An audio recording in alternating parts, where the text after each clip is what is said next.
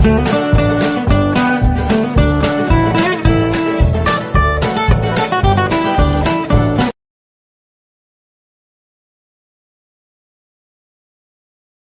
खुशी। हम भाग 5 में जो शिक्षा, आजकल शिक्षा बहुत ही ज्यादा इम्पोर्टेंट हो जाती है। हम कई बार ऐसा हो जाते हैं जोश में आकर के कि हम कोई भी गलत टॉपिक्स, गलत विषयों को चुन लेते हैं, जिसकी वजह से हमारा जो आगे का कैरियर रहता है उसमें हम असफल हो जाते हैं। तो हम जानना चाहेंगे कि क्या ज्योतिष में भी कुछ शिक्षा रिलेटेड है कि भाई हमारे कुंडली के हिसाब से हमें कौन से विषय की शिक्षा लेनी चाहिए, कौन सी शिक्षा ग्रहण करें जो भविष्य में लाभ हो इस सब के बारे में हम जानेंगे। और ये सब हम हमारे जो आध्यात्मिक गुरुजी है उनके श्रीमुख से जानेंगे। गुरुजी कृपया करके हमारा मार्गदर्शन करें। धन्यवाद। गुरुजी कृपया करके हमारा मार्गदर्शन कीजिए।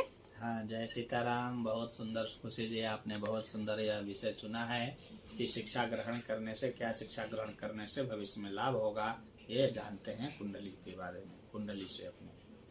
देखिए, शिक्षा जीवन में बहुत ज्यादा मूल्य है शिक्षा का, क्योंकि बिना अच्छी शिक्षा भविष्य के करियर के हिसाब से अच्छा नहीं किया जा सकता। हालांकि कुछ भाग्यशाली ऐसे भी होते हैं जो अच्छी शिक्षा न लेने के बावजूद भी अपनी किसी काबिलियत, कला या व्यापार से अच्छा मुकाम हासिल कर लेते हैं, लेकिन शिक्षा का अपना अद्भुत महत्व है। जो लोग डॉक्टर, इंजीनियर, किसी MAR, वकील, जज, IAS, IPS आदि जैसे पदों पर पहुंचना चाहते हैं या किसी सामान्य पद पर भी अच्छा मुकाम हासिल करना चाहते हैं, उनके लिए तो शिक्षा बहुत ज्यादा होता है। अब इसी विषय पर बात करेंगे कि क्या शिक्षा एजुकेशन के लिए जो भविष्य निर्माण में अच्छी साबित हो, क्या ग्रह योग होते हैं, अब इसे समझते हैं।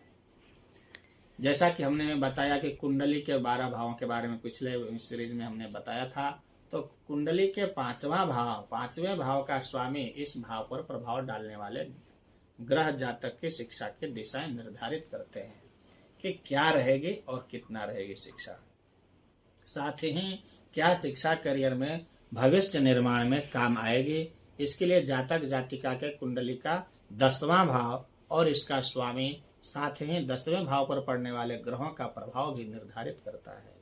शिक्षा के योग अच्छे हैं और 10वें भाव और इसके स्वामी की स्थिति भी अच्छी है, तब तो जातक की शिक्षा लाभ देगी, क्योंकि आपके कर्म क्षेत्र की स्थिति, अब क्या जो शिक्षा ग्रहण की जा रही है ये बरोबर है या की गई है, क्या उस शिक्षा का संबंध भी कर्म क्षेत्र यानी करियर से है या नहीं, यह निर्धारित करेगा 10वें भाव कर्म क्षेत्र और करियर और 5वें भाव पर पड़ने वाले ग्रहों का प्रभाव।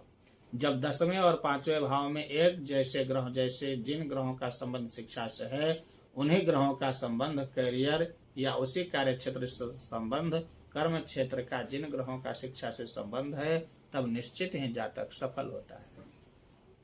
जबकि शिक्षा किसी और विषय के लिए और कार्य क्षेत्र का संबंध शिक्षा के बिल्कुल उलट है, जैसे शिक्षा लिए इंजीनियरिंग के और कार्य क्षेत्र में योग्यता, सफलता के, वकालत के, और इंजीनियरिंग क्षेत्र में नहीं, तब ऐसे शिक्षा का लाभ नहीं मिल पाता। अब कैसे शिक्षा का कार्य क्षेत्र में कैसे लाभ मिलता है, इसे उदाहरण से समझते हैं।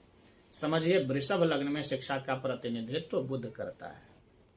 5वें भाव का स्वामी होने से अब यहाँ बुध बलवान होकर शुभ स्थितिगत होगा, तब शिक्षा का स्तर जातक की अच्छा रहेगा। लेकिन क्या शिक्षा लेनी चाहिए जिससे कर्म क्षेत्र में शिक्षा का लाभ मिले, और क्या शिक्षा से अच्छा भविष्य बनेगा, इससे समझते हैं।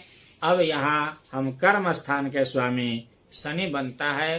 अब यहाँ यदि शिक्षा स्वामी बुध और कार्य क्षेत्र का स्वामी शनि का आपस में कोई संबंध हुआ, या बुध के ऊपर शनि या शनि समान ग्रहों राहु केतु का प्रभाव हुआ, तब ऐसे जातक को इंजीनियरिंग क्षेत्र की शिक्षा से अच्छा स्तर रहेगा और जातक अच्छा इंजीनियर बनकर सफल हो सकता है, क्योंकि शनि इंजीनियर क्षेत्र का स्वामी है। यहाँ शनि का प्रभाव 5वें भाव पर या 5वें भाव के स्वामी का प्रभाव 10वें भाव से हुआ, तब शिक्षा का फायदा जातक को अपने कर्म क्षेत्र में जरूर मिलता है।